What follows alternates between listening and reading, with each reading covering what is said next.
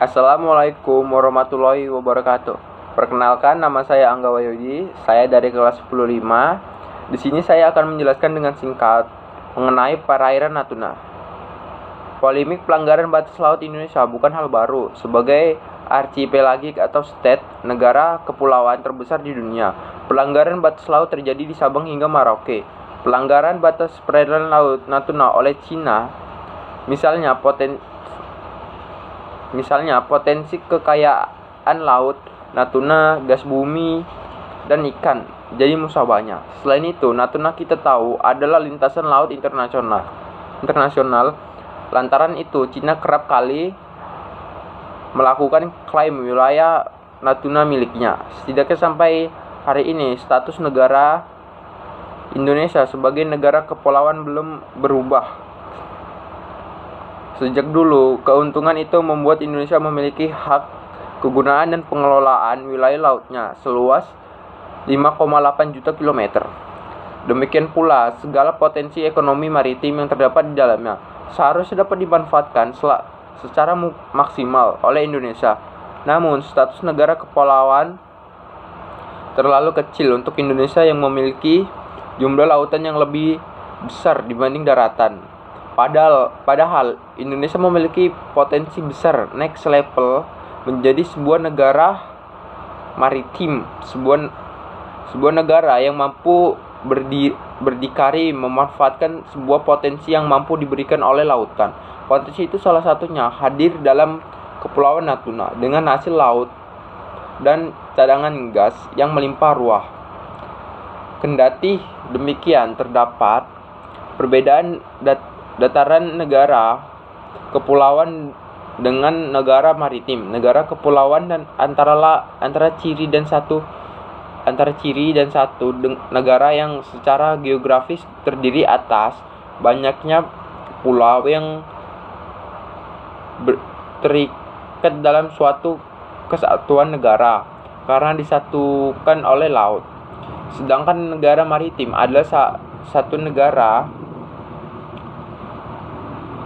yang menggunakan dan menguasai semua kekuatan strategis.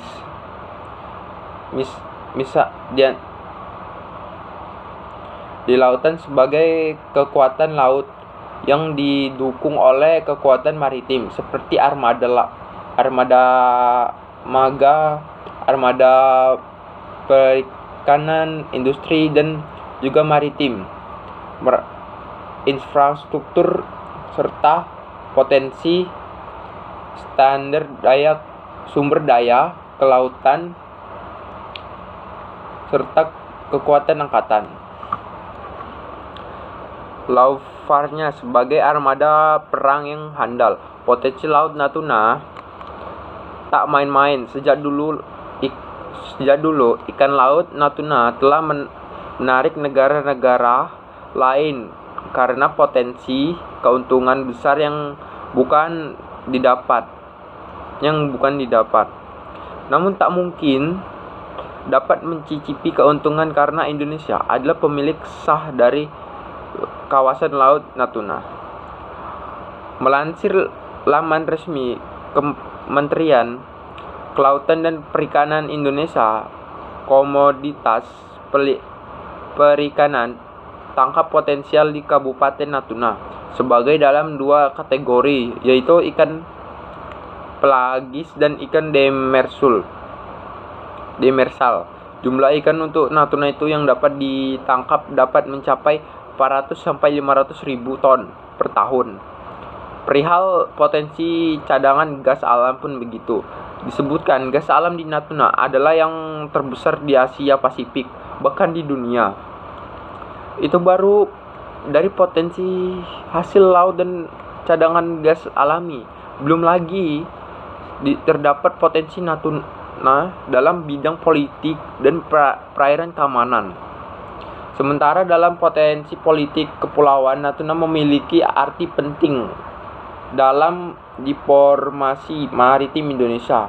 Keberadaan kepulauan Natuna membuat wilayah perairan Indonesia menjadi sangat luas yang membelah wilayah Semenanjung Malai. dan Sarawak. Kehilangan wilayah kepulauan Natuna akan berimbas pada kehilangannya wilayah laut Indonesia yang sangat luas. Dalam konteks pertahanan, keamanan kepulauan Natuna merupakan kepulauan terdepan Indonesia dalam kontraksi dinamika konflik Natuna Selatan. Awal mula konflik Natuna. Potensi kekayaan Natuna itulah yang jadi sebab banyaknya pencurian dan pelanggaran yang dilakukan negara-negara lain. Cina salah satu diantaranya. Ambisi Cina ingin menguasai Natuna telah muncul sejak 1990-an. Ambisi itu semakin menguat semenjak tahun 2009. Cina mencoba melakukan klaim histori atas Natuna. Klaim itu mengidentifikasi wilayah Natuna adalah bagian sah dari Cina. Menurut versi Tiongkok, mereka memasukkan wilayah Natuna ke dalam peta wilayah mereka di diagram pada semilatik garis imajiner yang biasa disebut dengan Nine-Dash Line, yang selama ini diklaim Tiongkok dan menandakan perbatasan maritimnya. Namun dari 9 titik garis ini Indonesia tidak mengakuinya karena menurut Indonesia hal itu tidak memiliki dasar hukum internasional apapun. 9 titik imajiner itu sendiri merupakan salah satu penyebab munculnya konflik di wilayah laut Tiongkok Selatan. Ungkap Rami Parwani Ramli DKK dalam tulisannya di Jurnal Hubungan Internasional Hasanuddin berjudul Sengketa Republik Indonesia, Republik Rakyat Tiongkok di Perairan Natuna. Klaim Cina membuat repot Indonesia. Beberapa kali kapal perang Indonesia atau Cina bersitigang di perairan Natuna. Keberanian Cina pun disinyalir karena kuatnya keinginan Cina menguasai Natuna. Apalagi Cina kerap kali mengeluarkan pernyataan ambigu bahwa Natuna memang berada di dalam teritorial Indonesia. Akan tetapi Cina tak menyebut Natuna adalah bagian integral milik Indonesia. Aksi Cina mengganggu aktivitas di perairan Natuna terus berlanjut pada 2019. Nelayan Cina dan otoritas versi pemerintahannya itu berpantau intervasif masuk wilayah Natuna. Padahal pengadilan internasional lewat United Nations Convention of the Law for the Spa atau UNCLOS telah menetapkan ini Dash Line milik Cina yang entah ada sejak 1947 itu tidak memiliki dasar histori yang kuat.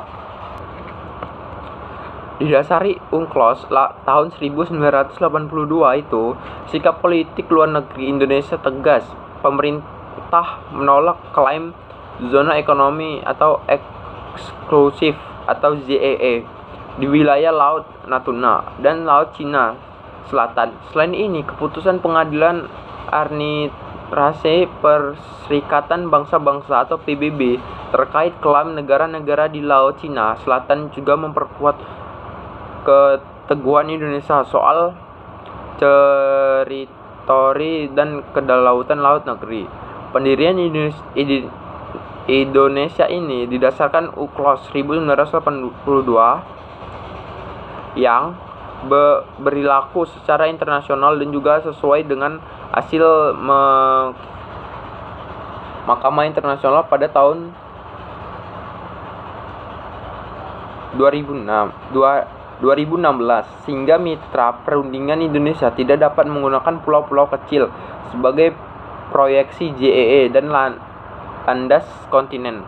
Pada kasus ini, Indonesia hanya melakukan klaim wilayah kepulauan yang sudah pertama menjadi wilayah kedaulatannya, yaitu Natuna dan Anambas.